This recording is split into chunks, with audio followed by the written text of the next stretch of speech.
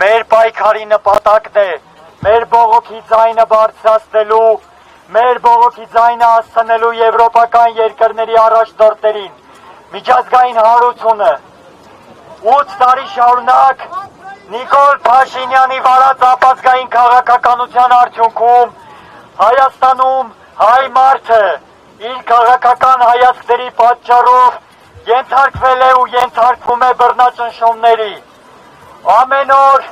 հայ մարդիկ իրենց քաղաքական հայացքների պատճառով հայտնվում են բանտերում։ Մեր եկեղեցականները, եկեղեցու առաջնորդները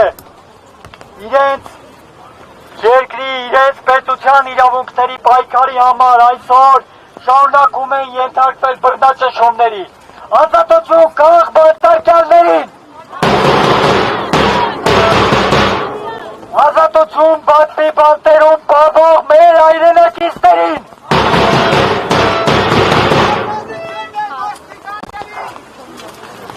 Ողջունում ենք ձեզ, սիրելի հայրենակիցներ, սիրելի լրագրողներ։ Մենք այսօր եկել ենք այստեղ մի քանի արձանագրումներ անելու եւ մի քանի հարցեր ուղղելու Եվրոպայի ղեկավարությանը, եվրոպացի մեր գործընկերներին։ Իսկապես այսօր շատ կարևոր իրադարձություն է, շատ արժեքավոր իրադարձություն է Հայաստանում, որ այսպիսի մակարդակի մարդիկ, ղեկավարներ, Եվրոպայի համայնքը ղեկավարությունը եկել է Հայաստանում։ Սակայն Էմանուել Մակրոնի այն հայտարարությունից հետո, որ 8 տարի առաջ Հայաստանը դիտարկվում էր որպես Ռուսաստանի արբանյակ, այդ ամբողջը արժեզրկում է։ Այս ամբողջ իրադարձությունը արժեզրկում է։ Երբ օրինակ Զելենսկին խոսում է Հայաստանի եւ Ադրբեջանի խաղաղության կոչեր անում, խոսում է Ադրբեջանի եւ Հայաստանի խաղաղության հաստատման մասին, դա ուղղակի երեսպաշտություն է։ Զելենսկին թող հիշի, որ ինքը ֆոսֆորային զենքեր է տալիս Ադրբեջանին, զենքեր էր մատակարարում Ադրբեջանին, շնորհավորում էր Ադրբեջանին Արցախի օկուպացիայի համար, շնորհավորում էր Ադրբեջանին Արցախում էթնիկ զտումներ իրականացնելու համար։ Այս բոլոր հայտարարությունները արժեզրկում են այս կարևոր իրադարձությունը։ Մենք եվրոպացի մեր գործընկերներին հարց ենք ուզում ուղղել, երբ այսպիսի հայտարարություններ են անում, երբ խաղաղության կոչեր անելուց առաջ Հայաստանին եւ Ադրբեջանին, երբ փորձում են միջնորդել եւ իրականացնել այսպես ասած կեղծ խաղաղությունը, նրանք Ադրբեջանին այդ խաղաղության կոչերից առաջ կոչեր անում են, որպեսզի ազատ արձակեն մեր հայ ռազմագերիներին։ Ադրբեջանին կոչեր անում են, որպեսզի զորքերը դուրս բերեն Հայաստանի սուվերեն տարածքից։ Մենք չենք լսել այդ կոչերը։ Մեր համար այնպիսի տպավորություն է, որ եվրոպացի մեր գործընկերների ամբողջ քաղաքականությունը Հայաստանի հետ կապված ինքնապես հակառուսական տրամադրություններ ստեղծելու։ Մենք չենք ուզում հավատալ, որ եվրոպացի մեր գործընկերների վարած քաղաքականությունը մեր զաղը նորից ցեղասպանելու է։ Մենք չենք ուզում դրան հավատալ, բայց դրան չհավատալու համար եվրոպացի մեր գործընկերները պետք է հստակ քայլեր ձեռնարկեն եւ իրենց խոսույթը, իրենց հռետորաբանությունը փոխեն Հայաստանի մասին։ Երբ որ խոսում են ժողովրդավարությունից, երբ որ իրենց հրճակում են աշխարհում ժողովրդավարության ասպետներ, շատ լավ են անում, շատ կարևոր մարդկային բաներից են խոսում, բայց ժողովրդավարությունից առաջ, երբ որ հանդիպում են իրենց հայաստանցի գործընկերներին,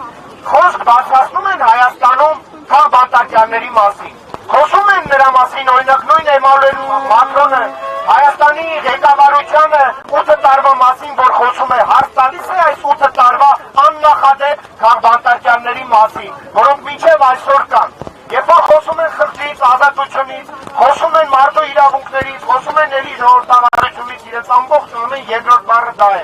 Հարց տալիս են Հայաստանի իշխանություններին, թե ինչի համար են հարձակում գործում հայաստանյաց առաքելական սուրբ եկեղեցու վրա, Հայաստանի քահանաներին ինչի համար են ձերբակալում, ինչի համար են այսօր բանտում գտնվում հայաստանցի հայ հոգևորականներ։ Օրինակ Կանադայի վարչապետը հարց տալիս է Նիկոլ Փաշինյանին, թե ինչի համար է Բագրատ Սրբազանը այսօր քաղաքականության Հայաստանում։ Այս ենք եկել այստեղ բարձրաձայնել, իրապես շատ կարևոր է Եվրոպայի հետ լավ հարաբերություն ունենալ, բայց այդ հարաբերությունները պետք է բխեն Հայաստանի եւ հայ ժողովրդի շահերից։ Դա չպետք է մեզ վաղը տանի ցեղասպանության էթնիկ զտումների կամ կրկին զիջումների, կամ չպետք է մենք վաղը մի շոր կանգնենք փաստի առաջ։ Սա պետք է մեր եվրոպացի գործընկերները հասկանան եւ մենք այստեղ այս բոլոր հարցադրումներն ենք եկել եւ բարձրացնում եւ կոչ ենք անում եվրոպացի գործընկերներին, որպեսզի իրենց այստեղի Հայաստանի գործընկերներին եւ իրենց Ադրբեջանի գործընկերներին բարձրացնեն այն բոլոր հարցերը, որոնք ես ասացի։ Ազատություն բոլոր քաղաքացիներին, ազատություն Բաքվում գտնվող մեր հայ ռազմագերիներին եւ կոչ ենք անում, որպեսզի ստիպեն Ադրբեջանին, որ դուրս գա Հայաստանի սուվերեն տարածքից։